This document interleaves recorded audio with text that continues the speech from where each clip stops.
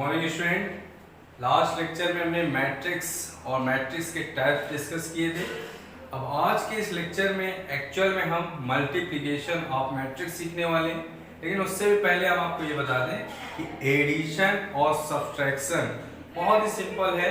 Addition और simple में हमें बस ये ध्यान रखना है कि दो मैट्रिक्स को जैसे हम ऐड कर रहे हैं, ठीक है, तो दोनों मैट्रिक्स का अगर ऑर्डर सेम है तब हम उसे आसानी से ऐड कर सकते हैं, अदरवाइज हम ऐसा नहीं कर पाएंगे, ठीक है। इसी तरह से सब्ट्रैक्ट करने में भी हमें दोनों मैट्रिक्स का ऑर्डर चेक करना है। अगर दोनों का ऑर्डर सेम है तब हमारे पास एडिशन और सब्ट्रैक्शन पॉसिबल होंगे, अदरवाइज नहीं होंगे। बट अब हमें मेन फोकस करना है मल्टीप्लिकेशन के, जो कि 2 मार्क्स का क्वेश्चन बनता है, ठीक है, यूपी बोर्ड के लिए। तो चलिए देखते हैं multiplication of matrix. Multiplication of matrix, तो सबसे पहले हमें ये देखना है, जैसे हमने एक एग्जांपल ले लिया, एक कोई मैट्रिक्स है, ठीक है, इसका ऑर्डर हमने बोल दिया m/n का ऑर्डर है, और दूसरी मैट्रिक्स हमारे पास b है, इसका ऑर्डर बेटा n/p है, ठीक है ना। तो अब यहाँ पे m आप देख रहे होगे, m क्या है, नंबर ऑफ रो है, और n क्या है बेटा, नंबर ऑफ कॉलम है, नंबर ऑफ कॉलम, और n क्या है यहाँ पे, नंबर ऑफ रो है। इसी तरह से p क्या है, नंबर ऑफ कॉलम है, ठीक है ना। तो अब देखिए, हमें सबसे पहले ये देखना है कि a का b से मल्टीप्लिकेशन पॉसिबल है कि नहीं है। तो a का b से मल्टीप्लिकेशन तभी पॉसिबल हो सकता है जब a में नंबर ऑफ कॉलम, a के नंबर ऑफ कॉलम b के नंबर ऑफ रोज के इक्वल आ जाए, ठीक है। तो अब आप देखिए, a में number of column in a, ठीक है, a में नंबर ऑफ कॉलम कितने हैं, ठीक है, वो हम देख पा रहे हैं। a में नंबर ऑफ कॉलम कितने हैं, n है, ठीक है। इसी तरह से number of row in b, p में नंबर ऑफ रो कितने हैं, तो b में नंबर ऑफ रो की बात करते हैं तो वो भी n है, ठीक है। अब यहाँ पे देखिए n जो है n के इक्वल हो चुका है, ठीक है, इस वजह से ab जो है पॉसिबल है, ठीक। लेकिन अगर बात करते हैं ba की, ba पॉसिबल है कि नहीं है, तो हमको चेक करना है number of column in b equal होने चाहिए number of row in a, ठीक है। तो नंबर ऑफ कॉलम b में कितने, b में कॉलम थे हमारे पास p, और जबकि नंबर ऑफ रो जो है a में कितने हैं, m है, m रो है। तो अब यहाँ पे आप देख रहे हो कि ये इक्वल नहीं है, इस वजह से b का a से मल्टीप्लिकेशन पॉसिबल नहीं हो सकता, ठीक है। तो अब यहाँ पे ab कब पॉसिबल हुआ था, जब a में नंबर ऑफ कॉलम b के नंबर ऑफ रो के इक्वल है। क्लियर है इतना।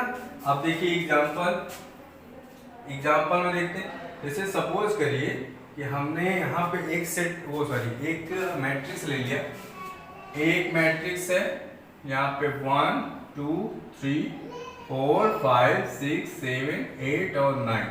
इसका ऑर्डर आप देखिए कितना है, इसका ऑर्डर जो है 3/3 का ऑर्डर है, और दूसरी मैट्रिक्स ले लिया हमने 1 3 5, ठीक है, इसका ऑर्डर आप देखिए, इसका ऑर्डर कितना है, 3/1, 3 रो है, 1 2 3, और कॉलम कितने हैं, 1।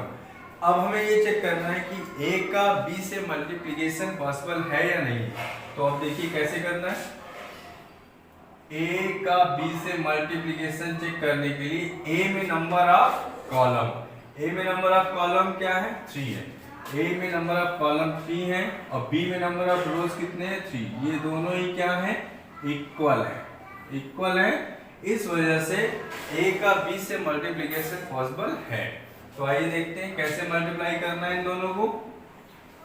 तो मल्टीप्लाई करने के लिए हमें यहाँ पे इसका पहला रो लेना पड़ेगा और इसका कॉलम, ठीक है। तो 1 का मल्टीप्लाई 1 से करिए, 1 × 1 हो गया, फिर हमें प्लस साइन यूज करना है, ठीक है, प्लस 2 का मल्टीप्लाई 3 से कर दीजिए, 2 × 3 हो गया, प्लस 3 का मल्टीप्लाई 5 से, 3 × में 5 हो गया। क्लियर इतना। अब देखिए नेक्स्ट जैसे हमने इस रो का मल्टीप्लाई उस कॉलम से किया था, इसी तरह से यहाँ पे 4 का मल्टीप्लाई 1 से करेंगे। 4 इंटू में 1 प्लस 5 इंटू में 3 प्लस 6 इंटू में 5। ठीक है, ऐसे ही ये जो थर्ड रो है हमारे पास 7 8 9, इसका मल्टीप्लाई भी हमें उस कॉलम से 1 3 और 5 से करना है। 7 इंटू में 1 प्लस 8 इंटू में 3 प्लस 9 इंटू में 5। तो अब ये हमारे पास ए बी मिल चुका है। ए बी में क्या मिलेगा हमें? 3 2 जो 6 15 और 6 21 22 मिल गया 22। और यहाँ पे 30 और 15 45 45 और 4 49। ठीक है, यहाँ पे 24 7 और ये कितना है 45 है। तो 7 4 11 11 5 16 1 76 ये मिल गया। ठीक है ना। अब देखिए ये तो ए बी पॉसिबल हो गया। अब ए बी जो हमारे पास मैट्रिक्स मिली है उसका ऑर्डर क्या है? उसका ऑर्डर डेफिनेटली 3/1 का होने वाला है। ठीक है, अब ये 3 3 इक्वल था, 3 number of column number of रोज के इक्वल था। अब जो ए बी पॉसिबल था अगर, तो हमारे पास जो ए बी का ऑर्डर होगा वो कितना होगा? 3, ये वाला 3 और ये यहाँ पे कॉलम 3/1। चेक कर लीजिए आप, ये ऑर्डर होता है रिजल्टेंट हमारे पास मैट्रिक्स का। अब इसी तरह हमको देखना है कि क्या ये यहाँ पे बी ए पॉसिबल है कि नहीं है। तो बी ए के लिए देखना है कि बी में नंबर ऑफ कॉलम, बी के नंबर ऑफ कॉलम ए के नंबर ऑफ रोज के इक्वल है या नहीं है। बी में नंबर ऑफ कॉलम कितने हैं? बी में नंबर ऑफ कॉलम है हमारे पास 1। बी में number of column in B, B में नंबर ऑफ कॉलम कितने थे? 1 था। अब हमें देखना है नंबर ऑफ रो इन ए। ठीक है, नंबर ऑफ रो कितनी है? 3। तो यहाँ पे आप देखो 1 जो है 3 के इक्वल नहीं है, इसलिए बी ए हमारा पॉसिबल नहीं होगा, जबकि ए बी पॉसिबल था। क्लियर है? For the video to be noted. चलिए देखते हैं प्रॉपर्टीज ऑफ मल्टीप्लिकेशन। ठीक है, तो इसमें हमारे पास पहली प्रॉपर्टीज है in general a into B is not equal to B into A. Generally हम ये बोलेंगे कि a और b का प्रोडक्ट कभी भी इक्वल नहीं हो सकता b और a के प्रोडक्ट। ठीक है, क्योंकि दोनों का ऑर्डर डिफरेंट होगा, तो ये ए बी और बी ए पॉसिबल नहीं हो सकता। सेकेंड प्रॉपर्टी है एसोसिएटिव लॉ। एसोसिएटिव लॉ में जैसे ए डॉट बी इंटू सी हमने किया, तो इसको हम लिख सकते हैं ए डॉट बी इंटू में सी। ये है एसोसिएटिव लॉ, इसको ये होल्ड करता है। थर्ड में है डिस्ट्रीब्यूशन। ठीक है, distributive property A dot B plus C equal, we will write A dot B plus A dot C. ये कौन सी प्रॉपर्टी है? Distributive law. Distributive law. और फोर्थ नंबर पे यहाँ पे जैसे लिखा हुआ है a पावर n प्लस 1।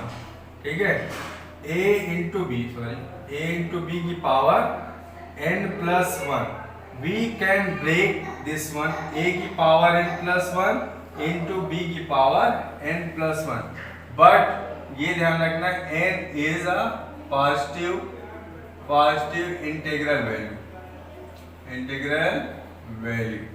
ठीक है, फिफ्थ प्रॉपर्टी है, इसमें हम लिख सकते हैं जैसे यहाँ पे लिखा हुआ है एक, ऐसे सपोज करिए आई है, आइडेंटिटी मैट्रिक्स होती है आई का ऑर्डर है m, इसमें मल्टीप्लाई किया हमने a m क्रॉस n से। ठीक है, तब हमें जो मिलेगा वो a m क्रॉस n ही मिलेगा, चाहे आप इस तरह से मल्टीप्लाई करें या फिर हम इस तरह से मल्टीप्लाई कर लें a m cross n multiplied with i m।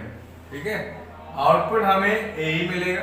आपको मालूम भी आइडेंटिटी मैट्रिक्स है, ये इससे मल्टीप्लाई करेंगे तो यही मिलेगा। 1 है, 1 इज लाइक आइडेंटिटी मैट्रिक्स। 1 से किसी भी नंबर का मल्टीप्लाई करते हैं तो क्या मिलता है 1, वो सॉरी सेम नंबर मिलता है। ऐसे देखिए a प्लस बी, दो मैट्रिक्स हैं, उनको ऐड करके स्क्वायर किया हमने, तब क्या मिलेगा। इसको जनरली हम a square plus 2ab plus b square नहीं लिखेंगे, ठीक है। इसको क्या लिखेंगे, a स्क्वायर प्लस, मतलब इसको हमें ऐसे लिखना है a प्लस बी और इनटू में a प्लस बी, इस तरह से। अब a का a से मल्टीप्लाई होगा तो हमें मिलेगा a स्क्वायर, ये प्लस हो या फिर माइनस हो दोनों पे ये अप्लीकेबल है।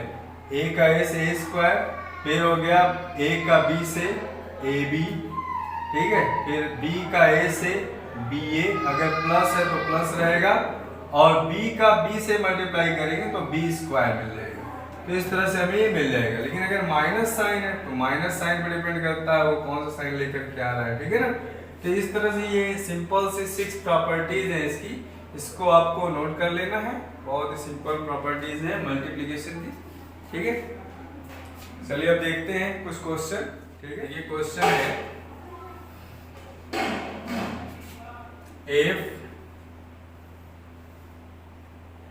2 minus 1 1 0 3 4 और फिर a है इक्वल में -1 -8 -10 1 -2 -5 9 22 और फिर 15।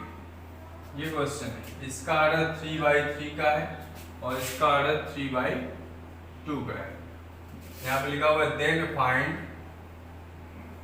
फाइंड ए हमें फाइंड आउट करना है, ये क्वेश्चन। तो देखिए कैसे सॉल्व करना है। ये इसका मल्टीप्लाई, इस मैट्रिक्स का मल्टीप्लाई ए से किया गया, और फिर जो आउटपुट मिला है वो ये मैट्रिक्स है 3/3 की, हमें ए की वैल्यू फाइंड आउट करनी है। देखिए कैसे सॉल्व करना है।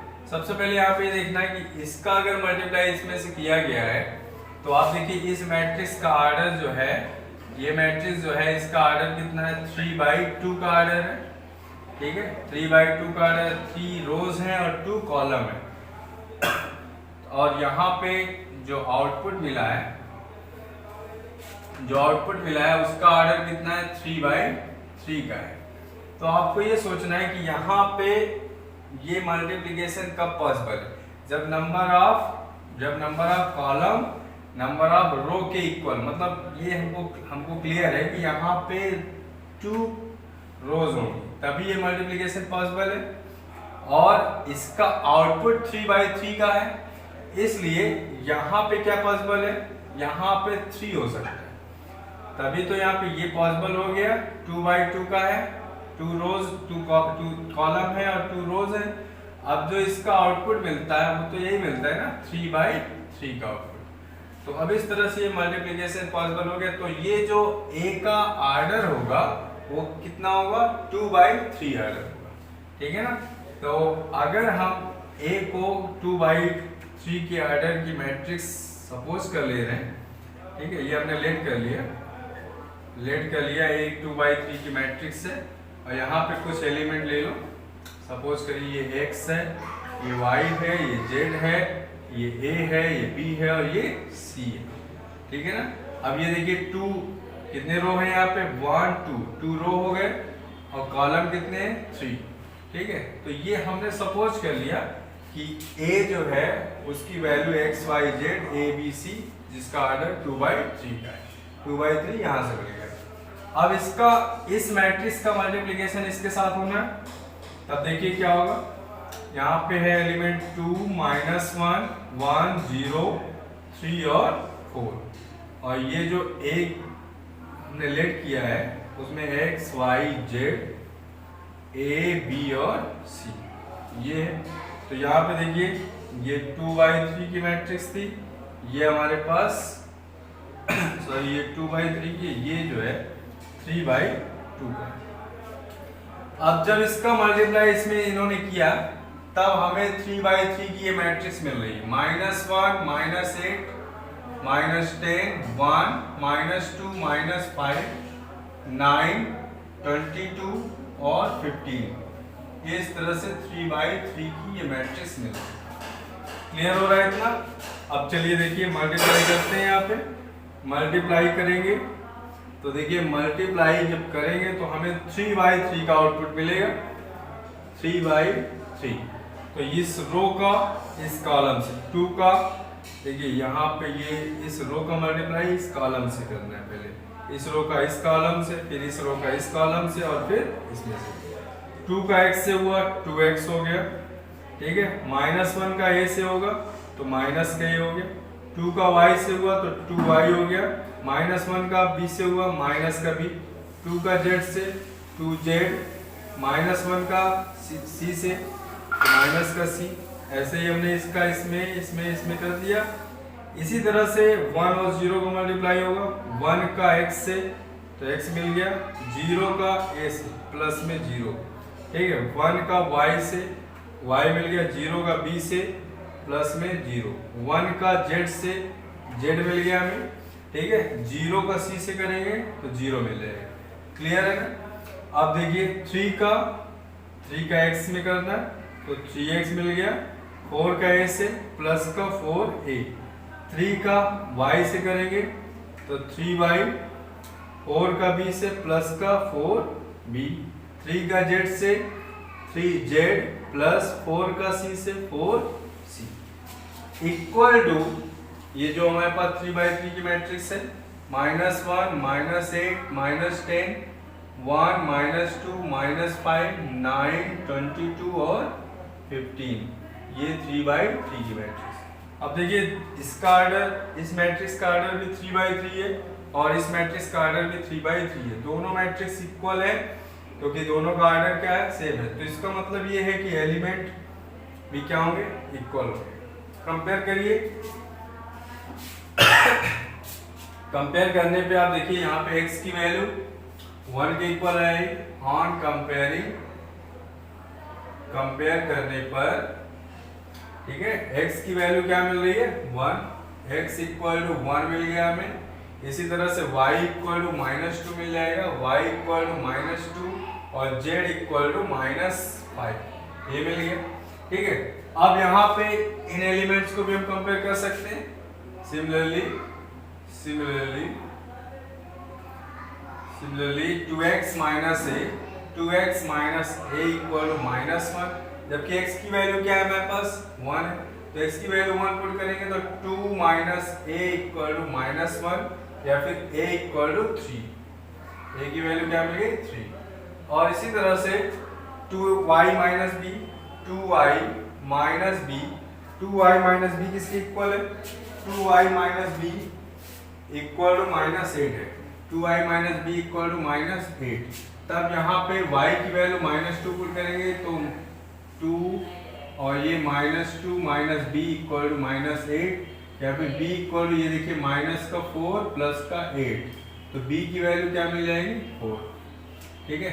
ऐसे ही c की वैल्यू के लिए यहाँ पे देखिए 2z minus c equal to क्या होगा -10। 2z यहाँ पे नीचे देखते हैं 2z माइनस c इक्वल क्या हो गया -10, ठीक है ना। 2z minus c equal to -10। z की वैल्यू क्या है -5 है तो 2 इंटू में -5 माइनस c इक्वल -10, ठीक है। c ट्रांसफर होगा उस साइड तो यहाँ पे -10 है और ये प्लस का 10 है तो c की वैल्यू क्या मिल जाएगी 0। इस तरह से हम a b c और x y z की वैल्यू कैलकुलेट कर सकते हैं। क्लियर है, कोई डाउट? चलिए देखते हैं नेक्स्ट क्वेश्चन। नेक्स्ट क्वेश्चन है, ये भी अच्छा क्वेश्चन है। Question number 2, if a equal 3 -4 1 and -1 then find a raised to power n। a की पावर n हमें फाइंड आउट करना है और इन्होंने ये भी बोल दिया है n belongs to natural number, ठीक है, क्लियर। तो इसको सॉल्व करने के लिए हम सबसे पहले ए स्क्वायर फाइंड आउट करेंगे। ए स्क्वायर में देखिए ए का मल्टीप्लाई ए से करना है, 3 माइनस 4 1 और minus 1 multiplied with 3 minus 4 1 and minus 1। तब देखिए क्या मिल रहा है, 3 इस रो का मल्टीप्लाई हमें इस कॉलम से करना है। तब देखिए क्या मिलेगा, अब देखिए ठीक है, 3 इंटू 3 9 हो गया, माइनस 4 इंटू 1 माइनस 4, 3 का मल्टीप्लाई इसी तरह से इस कॉलम से करेंगे। तो 3 इंटू माइनस 4 माइनस 12 और माइनस 4 इंटू माइनस 1 प्लस 4, ठीक है। इसी तरह इस रो का मल्टीप्लाई इस कॉलम से पहले फिर इस कॉलम से, तो 1 इंटू 3 मिल गया, minus 1 into 1 minus 1, 1 into minus 4 minus 4 minus minus plus 1। तो हमें ए स्क्वायर जो मिल रहा है, ए स्क्वायर में 5 2 और यहाँ पे माइनस का 8 और फिर माइनस का 3, ये मिल गई ए स्क्वायर की वैल्यू, ठीक है। इसी तरह से अब हम ए क्यूब फाइंड आउट करेंगे। ए क्यूब के लिए ए स्क्वायर में मल्टीप्लाई करना पड़ेगा, ए स्क्वायर में ए का मल्टीप्लाई। तो ए स्क्वायर हमारे पास है 5 माइनस 8 2 और माइनस 3। ए की वैल्यू क्या थी, 3 माइनस 4 1 और माइनस 1। जब हम इसका मल्टीप्लाई करेंगे तब देखिए क्या मिल रहा है, 5 का 3 से 15 हो गया, 15 माइनस 8 का 1 से माइनस का 8, क्लियर है। इस रो का मल्टीप्लाई हम इस कॉलम से कर दें, 5 इंटू माइनस 4 माइनस का 20 माइनस 8 प्लस माइनस 1 तो प्लस का 8 मिल गया। 5 का पहले इससे किया और फिर इससे किया, ठीक है। इसी तरह अब इस रो का मल्टीप्लाई हम इससे करेंगे, 2 इंटू 3 6 मिल गया, माइनस 3 इंटू 1 कितना मिल गया, माइनस का 3, 2 इंटू माइनस 4 माइनस का 8 है, माइनस 3 इंटू माइनस 1 प्लस का 3। तब देखिए फाइनली हमको मिल रहा है 15 माइनस 8 7, यहाँ पे 3 और ये माइनस का 12 और ये माइनस का 5, ये ए क्यूब मिल गया, क्लियर है इतना, ठीक है। तो ए स्क्वायर के एलिमेंट मिल गए, ए क्यूब के एलिमेंट मिल गए। तो अब हमें क्या फाइंड आउट करना था, ए की पावर में n, ये फाइंड आउट करना था। तो अब आप ऑब्जर्व करिए ए का जो फर्स्ट एलिमेंट है, ए 1 1 पोजीशन फर्स्ट कॉलम पोजीशन का, उसमें क्या था, 3 था। ए स्क्वायर में क्या है, 5 है और ए क्यूब में क्या है, 7 है, 3 5 7। अगर इनको साथ में देखा जाए तो ये एक एपी सीरीज बना रहा है। कौन सीरीज है, एपी सीरीज। तो एपी सीरीज के हिसाब से अगर चलते हैं तो टीएन मालूम करना है। तो टीएन में ए प्लस एन माइनस 1 और डी क्या है, 5 माइनस 3, कॉमन डिफरेंस 2, ठीक है। तब देखिए 3 प्लस 2n माइनस 2, तो फाइनली हमें मिल जाएगा 2n प्लस 1। ये जो एलिमेंट मिलेगा इस पोजीशन में मिलेगा 2n प्लस 1। इसी तरह से ये माइनस 4 है ए में, और ए स्क्वायर का एलिमेंट क्या है, माइनस 1 है, और यहाँ पे क्या है, माइनस का 12 है। तब यहाँ पे अगर टीएन निकालते हैं तो फर्स्ट एलिमेंट कितना है, माइनस 4 है, माइनस 4 ए प्लस एन माइनस 1 और डी कॉमन डिफरेंस कितना मिल गया, माइनस 8 में से माइनस करना है माइनस 4 को, तो माइनस 8 प्लस 4 क्या मिल गया हमें, माइनस का 4 मिल गया। तो कॉमन डिफरेंस भी माइनस 4 है, तो a प्लस इसका मल्टीप्लाई करिए तो आपको मिल जाएगा माइनस का 4n प्लस का 4, ये कैंसिल हो गया, तो क्या मिला यहाँ पे, माइनस का 4n, ठीक है ना। इसी तरह से यहाँ का एलिमेंट निकालने के लिए यहाँ पे 1 था, ये 2 था और ये 3 है, तो 1 2 3 का nth टर्म तो n ही होगा, ठीक है। इसी तरह ये माइनस 1 है, यहाँ पे माइनस 3 है और यहाँ पे माइनस का 5 है, तो इसका nth टर्म निकालना है। तो फर्स्ट टर्म हमारे पास माइनस 1 है, पर a plus n minus 1, common difference देख लेते हैं। कॉमन डिफरेंस यहाँ पे देखिए माइनस 3 से माइनस करेंगे माइनस 1 को, ठीक है। तब क्या मिलेगा, माइनस 3 प्लस का 1, तो ये माइनस 2 मिल गया। यहाँ पे -2 पुट करना है, तब देखिए -1 और ये माइनस का 2n प्लस का 2, तो फाइनली माइनस का 2n प्लस का 1 या फिर 1 माइनस 2n, ये मिलेगा। ये हो गया a की पावर n। क्लियर है? So please pause the video so we note it. Thank you.